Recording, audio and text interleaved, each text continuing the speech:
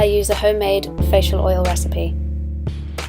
I'll link my DIY facial oil blog post in the description box below. My zero waste beauty morning routine with 100% natural DIY recipes. We were doing great with the zero waste, yes to saving the oceans and being conscious of our plastic consumption, but DIY natural recipes has me scared. Let's react. And for those who don't know or are new here, hello, my name is Cassandra Bankson, and the reason that I'm scared of this is because I am a medical esthetician. I've worked alongside and with both doctors and dermatologists, however, I'm not a physician myself. And even though I consider myself someone who loves nature and the environment, we have to remember that nature is based on science. And when it comes to our beauty routines and our health, it's fine for science and nature to come together, but DIYing things on your own could lead you down a path of very sad mistakes. I love analyzing, scrutinizing, and learning from other people's skincare routines, so that's what we're going to do today. And I also love entertaining and educating when it comes to skin science and cosmetic chemistry, which Native is partnering with us to do today. So Blue Olives is her name. Let's see what's in her routine. Hi and welcome back to my channel. Today I'm going to be sharing with you my zero waste beauty routine. Today's video is in collaboration with 4 other zero waste beauties: Gita Mary, Carly Bergman, Imi from Sustainably Vegan, and Marina from Eco Goddess. I'll link all their information in the description box below. We haven't even started on the products, and at first I love to see this sustainable packaging, but I am also seeing essential oils, and depending on how these are used, this might be great, and this could also be detrimental. We wanted to make these videos to inspire you to make more earth-conscious decisions. So I always start by putting my hair up and away from my face. Same! I brush my teeth using a bamboo toothbrush that has BPA-free biodegradable bristles. A side note, be careful when buying bamboo toothbrushes because a lot of the bristles aren't ethical or sustainable as they're made from boar hair. I didn't know I'll that. link the one that I'm using in this video down in the description bar. It's not sponsored, I just really enjoy this one. The toothpaste I use is homemade. It's healthy for the gums, teeth, and leaves my breath feeling fresh, without causing any damage to the environment, or any waste. Love that it's no damage and no waste, but please tell us what's in it. Dental hygiene is important, and fluoride is normally put in toothpastes to stop cavities from happening, but unfortunately, if too much fluoride is consumed, of course it can cause problems. That's why you don't want kids to eat toothpaste. However, if we go back to science, it's not the poison, it's the dose. It's not necessarily the toxin, but the amount of it. And remember, natural can still be dangerous. Poison ivy, lead, arsenic, all natural, definitely not things you want to consume at high amounts. I'll leave my recipe video in the description box below. Okay, now we're gonna go down to the description box. Okay, so we've got 2 parts coconut oil, 1 part baking soda, 20 drops of peppermint essential oil. This isn't the worst thing in the world, but it's definitely not as good as a regular toothpaste. This would definitely clean the teeth, so like removing stuff off the top, but as far as it actually preventing cavities, there's not anything in here that's going to do that. And then too much baking soda on the teeth over time can actually degrade the enamel. The enamel is the protective hard stuff on our teeth, so you definitely don't want to do that if you don't have to. Also, eating 20 drops of peppermint essential oil, that's a lot.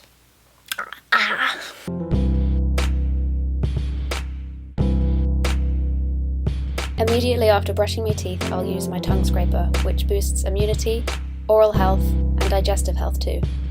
This is what removes most of the bacteria in your mouth and gets rid of bad breath, which brushing alone can't do. I love that this is eco-friendly. I need one of these. I'll wear my homemade deodorant, which is gentle and moisturizing on the skin and non-antiperspirant. So what's in it? Also, she says it's a non-antiperspirant and a deodorant. Those are technically 2 different things. Deodorants take away the odor. Antiperspirants actually stop you from sweating. And did you know that our body has different types of sweat?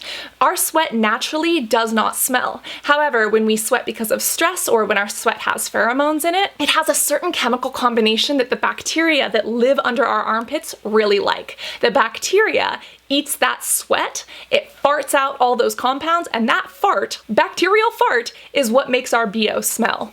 Fun fact. I'll be sharing the recipe for this deodorant very soon, so stay tuned. She's not sharing the recipe with us. Again, turn and learn, but if she's not providing ingredients, then what do we do? Just like pick and put in our pits? There are tendencies about myself that are undeniably hippie-like, but at the same time, science and nature can come together in the right ways. A lot of things that I've seen online promoting this natural deodorant is usually straight up coconut oil into the armpits. This is a horrible idea.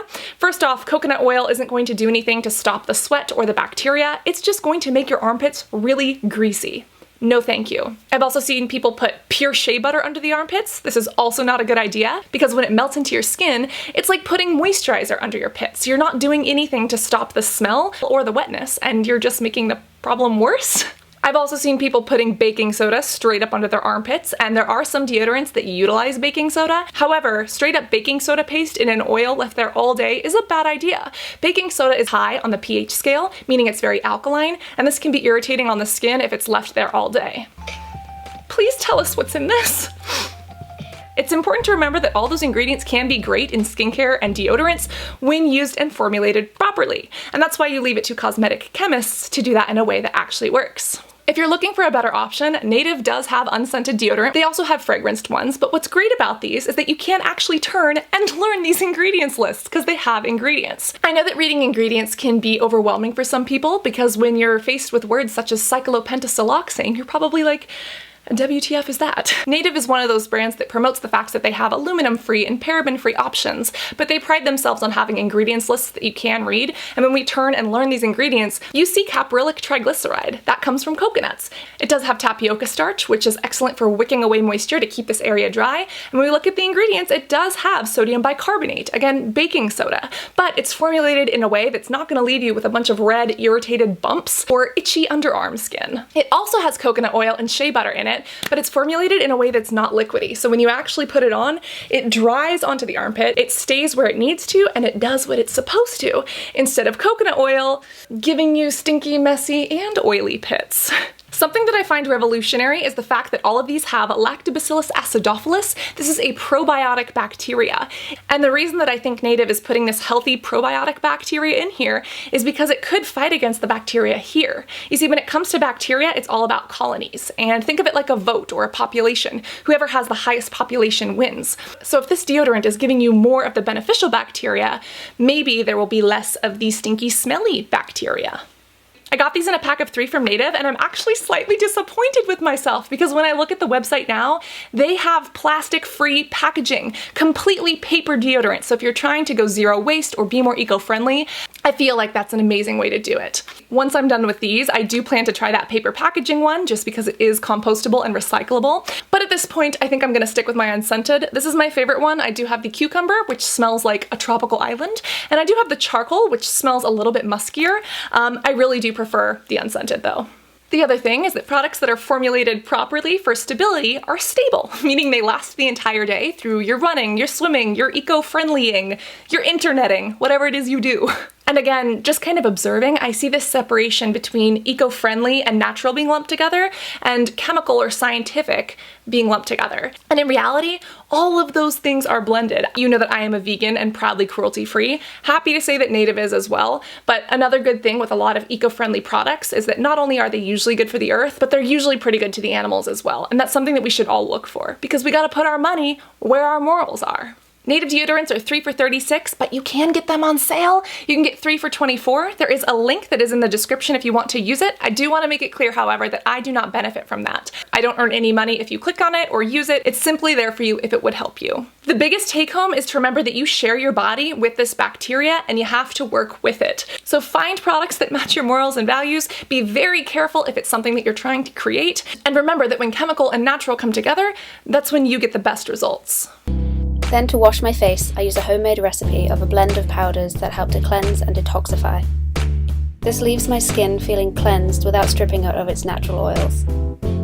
Great to cleansing, great to not stripping of natural oils, but what are these mysterious powders in this product? I'm sorry, when anyone tells me that there are mysterious powders blended together to either be consumed, like a protein powder or in a smoothie, or to be applied to your face, I'm nervous. Turn and learn those ingredients, and if she's not sharing the ingredients, please share, please.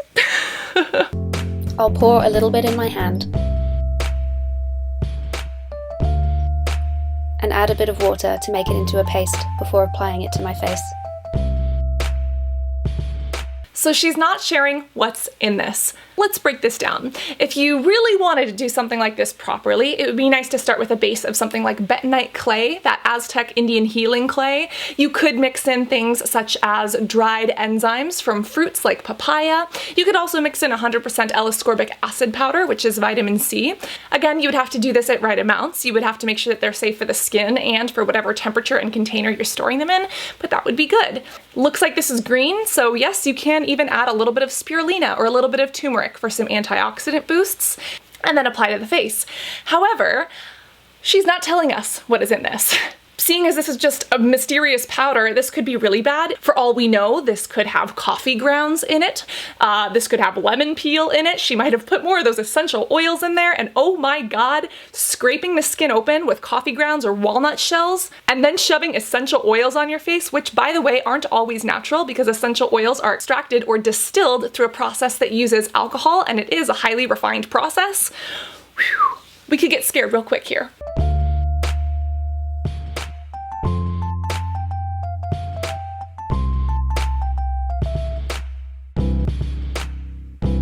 To moisturize, I use a homemade facial oil recipe.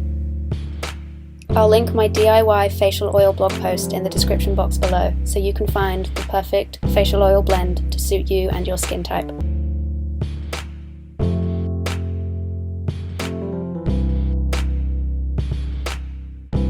Her skin definitely looks glowy, but let's turn and learn those ingredients.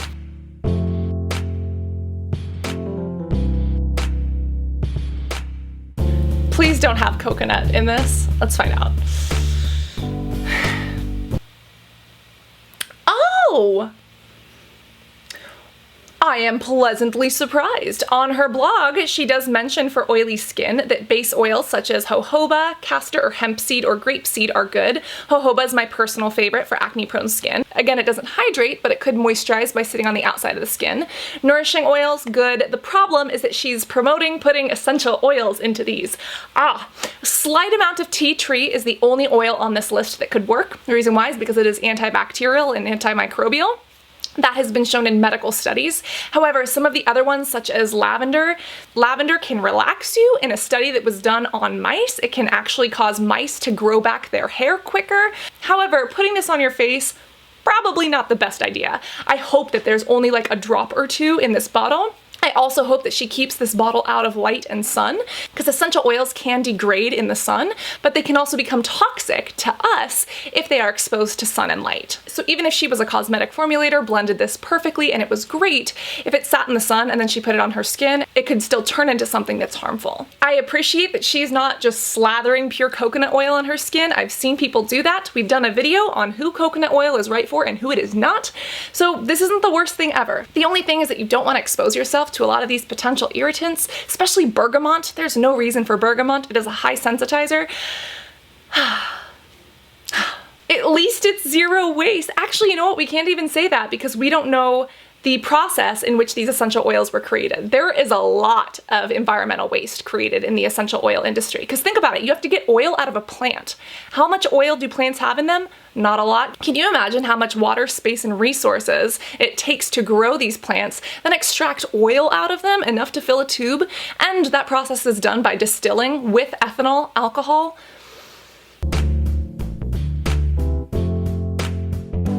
I'll moisturize my lips using this zero waste lip balm that comes in this compact zinc I like case. the case. I want to know what's in it though. At least she's not putting it all over her face, or at least she's not putting her face stuff all over her mouth. If I have a breakout spot or blemish, I'll add a little bit of tea tree oil to dry it out. So here's where we talk about essential oils. A lot of people like to demonize oils and fragrance as if they're bad. Some of my favorite creators, such as Dr. Dre and Hiram, tend to do this. However, from a cosmetic chemistry standpoint, and even from a medical standpoint, it's important to note that not all essential oils or fragrances are created the same.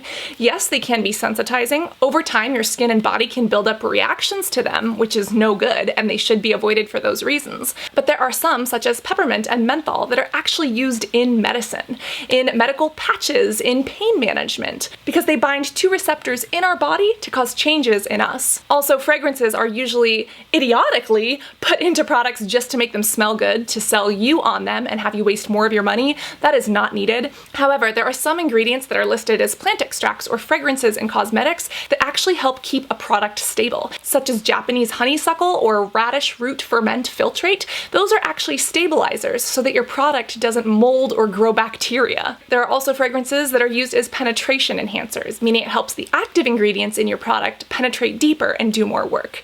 So it really depends on, again, the ingredients, the formulation, and the medical data behind it. I really don't like this demonization of all or nothing, chemical or natural, because remember, everything natural is made up of chemicals. Tea tree, totally fine with. I wish she did not direct spot treat though. You need to dilute these, preferably at a ratio of like 1:5, if not 1:10. Instead of wearing perfume, I like to wear patchouli essential oil that has great aromatic and skincare benefits. Does not have skincare benefits that I am aware of. Again, I will continue doing my research, but as of today and what my brain happens to know, no. When it comes to fragrances, I used to be a perfume whore. I am so glad that I am no longer, because all of those scents and fragrances were actually causing issues in my body, which led and contributed to my acne.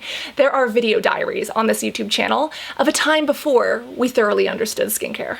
But she's applying these in the areas that you would apply perfume. These are called pulse points. For perfume, that's fine. Don't do this with essential oils. The reason why is because depending on what's in that oil, it can cause more sensitivity. Specifically any citrus derivatives, such as sweet orange, such as lemon, limonene. When these go into the sun, they can react with the sun on your skin and become phototoxic, becoming toxic to your skin. They can cause burns, they can cause damage. It's not in everyone, but I would not advise putting essential oils anywhere that goes directly into the sun, unless they are majorly diluted or created by a cosmetic chemist and formulator who has stabilized them appropriately. That's my everyday zero waste morning beauty routine. Where's your sunscreen? No!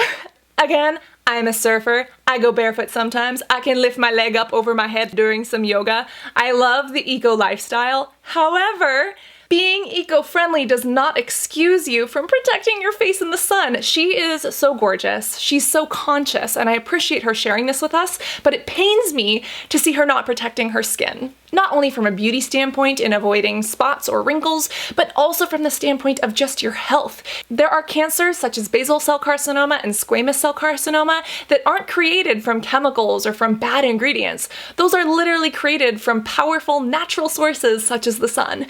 And I don't care if you are eco-friendly or a giant waste producer. Actually, I do care if you're a giant waste producer. Please stop.